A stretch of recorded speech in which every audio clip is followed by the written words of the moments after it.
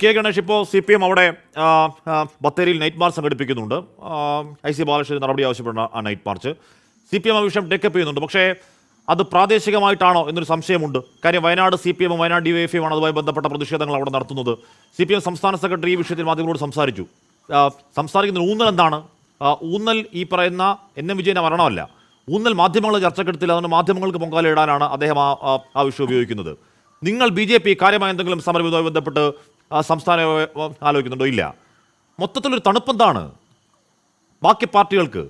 K Ganesh, ഇല്ല, ഈ കാര്യത്തിൽ യാതൊരുവിധ തണുപ്പുമില്ല. കാരണം ഒരു കുടുംബം, ഒരു ഇന്ത്യയിലെ തന്നെ ഒരു പ്രധാനപ്പെട്ട രാഷ്ട്രീയ പ്രസ്ഥാനത്തിൻ്റെ ചതിയിൽ ആത്മഹത്യ ചെയ്യപ്പെട്ട ഒരു കുടുംബം, അവർക്ക് നീതി ലഭിക്കേണ്ടതുണ്ട് എന്നത് യാഥാർത്ഥ്യം തന്നെയാണ്. കാരണം അവർക്ക് ഉണ്ടായ സാമ്പത്തിക ബാധ്യത, ആ സാമ്പത്തിക ബാധ്യതയിൽ നിന്ന് ആ കുടുംബത്തെ രക്ഷിക്കേണ്ടതുണ്ട് എന്നതൊരു യാഥാർത്ഥ്യം തന്നെയാണ്. പക്ഷേ എൻ്റെ ഒരു സംശയം എന്താ വെച്ചാൽ അശ്മി, ഈ കടബാധ്യത എങ്ങനെയാണ് ഉണ്ടായത്? ഈ കടബാധ്യത ഉണ്ടായതിനെ കുറിച്ചിട്ട് ഈ ആത്മഹത്യ ചെയ്യുന്നതിന് മുമ്പായിട്ട് ഈ ആത്മഹത്യാക്കുറിപ്പിൽ ഈ DCC ട്രഷററായിട്ടുള്ള NM വിജയൻ ഈ കാര്യങ്ങൾ എല്ലാം അക്കമിട്ട് എഴുതി വെച്ചിട്ടുണ്ട്. ഈ കടബാധ്യത ഉണ്ടാക്കിയ ആളുകൾ എങ്ങനെയാണ് ഉണ്ടാക്കിയത് എന്നുള്ള കാര്യങ്ങൾ വരെ അതിൽ വ്യക്തമായി പറഞ്ഞിട്ടുണ്ട്. ഈ കാര്യങ്ങളെക്കുറിച്ചിട്ടുള്ള അന്വേഷണം നടക്കേണ്ടതില്ലേ? ഈ അന്വേഷണം നടന്ന് ഇതിൽ പറഞ്ഞിരിക്കുന്നത് നിങ്ങൾ ആലോചിക്കണം.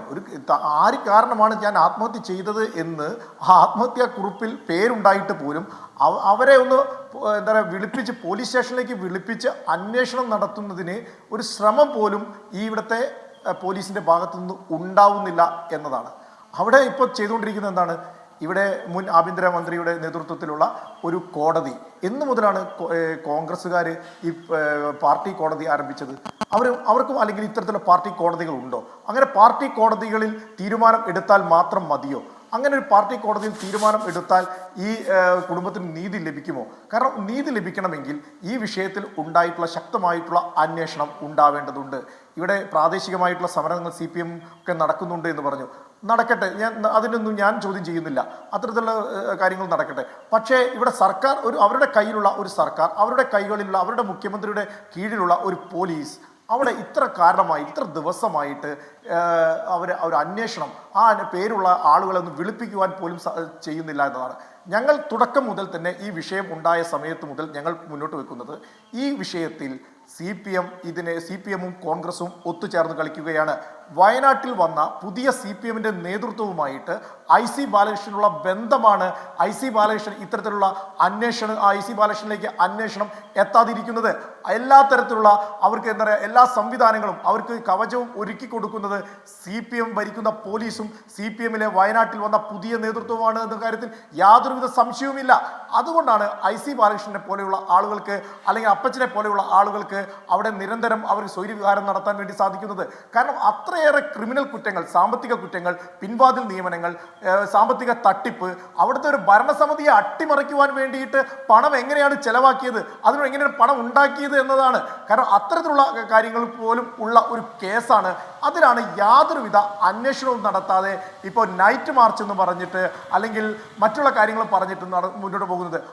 അതിൻ്റെ നിങ്ങൾ ആലോചിച്ച് നോക്കൂ, ഇവിടെ ADM നവീൻ ബാബുവിൻ്റെ മരണം ഉണ്ടായ സമയത്ത് എങ്ങനെയാണോ ഇവിടെ PP ദിവ്യയെ CPM സംരക്ഷിക്കുന്നത്, അതേ സംരക്ഷണം തന്നെയാണ് ഇവിടെ IC ബാലകൃഷ്ണനും അപ്പച്ചനും നൽകിക്കൊണ്ടിരിക്കുന്നത്. അപ്പോൾ അതുകൊണ്ട് ഇവർ ഈ കേസിൽ ഒത്തുതീർപ്പിനുള്ള ശ്രമമാണ് നടത്തിക്കൊണ്ടിരിക്കുന്നത്. അതുകൊണ്ടാണ് നേരത്തെ ചാമക്കാല പറഞ്ഞല്ലോ, ഇവിടെ IC ബാലകൃഷ്ണൻ കത്ത് കൊടുത്തു. IC ബാലകൃഷ്ണന് വിശ്വാസമുണ്ട് ഇവിടുത്തെ പോലീസിനെ വിശ്വാസമുള്ളത് കൊണ്ടാണ് കത്ത് കൊടുത്തിരിക്കുന്നത്. കാരണം ഒരു KPCC പ്രസിഡന്റ് തന്നെ വളരെ പരസ്യമായിട്ട് KPCC പ്രസിഡന്റ് തന്നെ പറയുന്നു, എന്താ ഇത് പെട്ടെന്ന് ഒത്തുതീർപ്പാക്കിക്കൊള്ളണം, ഒത്തുതീർപ്പാക്കിയിട്ടില്ലെങ്കിൽ എല്ലാവരും കുടുങ്ങും. കാരണം KPCC പ്രസിഡന്റിന് അറിയാം ഈ കേസിൽ കുടുങ്ങാനുള്ള എല്ലാ കാര്യവുമുണ്ട് എന്ന് KPCC പ്രസിഡന്റിന് പോലും അറിയാം. പക്ഷേ അത് അന്വേഷിക്കുന്ന പോലീസ് ഉദ്യോഗസ്ഥർക്കും അതിന് നേതൃത്വം കൊടുക്കുന്ന ആഭ്യന്തര വകുപ്പിനും അത് മനസ്സിലാവുന്നില്ല എന്ന് പറഞ്ഞാൽ അതാണ് ഞാൻ നേരത്തെ പറഞ്ഞത്. ഇവർ തമ്മിലുള്ള ഒത്തുകളി ഇവിടെ നടന്നുകൊണ്ടിരിക്കുന്നു. ഈ ഒത്തുകളിയാണ് നീതി ലഭിക്കേണ്ട ഒരു കുടുംബത്തിന് നീതി നിഷേധിക്കപ്പെടുന്നത്.